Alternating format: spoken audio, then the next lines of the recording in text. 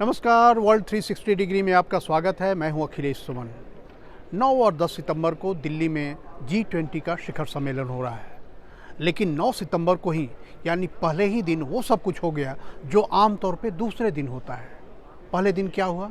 पहले दिन सबसे बड़ी घटना ये हुई कि एक कंसेंसस डॉक्यूमेंट G20 के नेताओं का जारी हो गया, जिसे दिल्ली डिक्लेरेशन कहते हैं, दिल्ली घोषणा पत्र कहते हैं।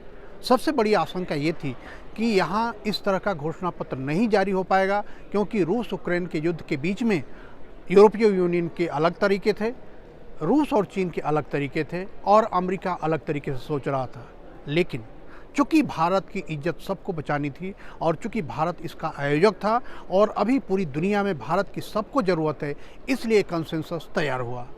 चीन को रूस ने संभाला और अमेरिका ने यूरोपियन यूनियन को संभाला और इस तरह से कंसेंसस डॉक्यूमेंट तैयार हो गया, जिसकी घोषणा खुद प्रधानमंत्री ने पहले की और उसके बाद विदेश मंत्री एस जयशंकर, प्रधानमंत्री के शेरपा अमिताभ कांत ने इसकी घोषणा संवाददाता सम्मेलन में की। मतलब ये बहुत बड़ी सफलता है।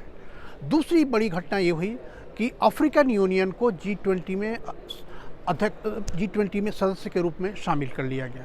मतलब अफ्रीकन यूनियन के आने के बाद अब G21 हो जाएगा। यह सुबह की घटना है।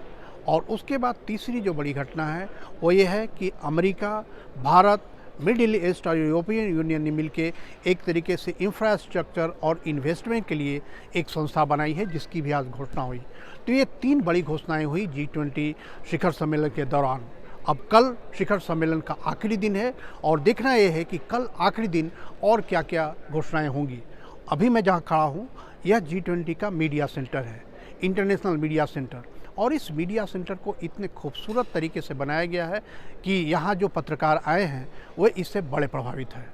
और एक तरीके से यह एक प्रमाण पत्र है कि भारत अब दुनिया में एक नई छलांग लगाने के लिए तैयार है। भारत के अंदर अंदरूनी जो टकराव हैं, लोकतंत्र को लेकर जो मामले हैं, वो मामले चलते रहेंगे, लेकिन पूरी दुनिया में जो भारत की जनसंख्या, भारत के लोगों और भारत के पक्ष और विपक्ष के बारे में जो एक इमेज है, वह इमेज की यहाँ बिल्डिंग हुई है। और निश्चित तौर पे G20 का जब कल आखिरी दिन होगा तो निश्चित तौर पे यहाँ से जो भी अनुभव लेके जाएंगे वह अनुभव ये होगा कि भारत बदल रहा है। भारत 1947 में आज़ाद हुआ और भारत 2023 में एक नए तरीके का भारत है, जहां लोकतंत्र के अंदरूनी टकराहट भी है, एक डायनेमिक डेमोक्रेसी है और उसके बाद एक बढ़ती हुई राजनयिक ताकत भी है। तो आज की इस रिपोर्ट में बस इतना ही। नमस्कार।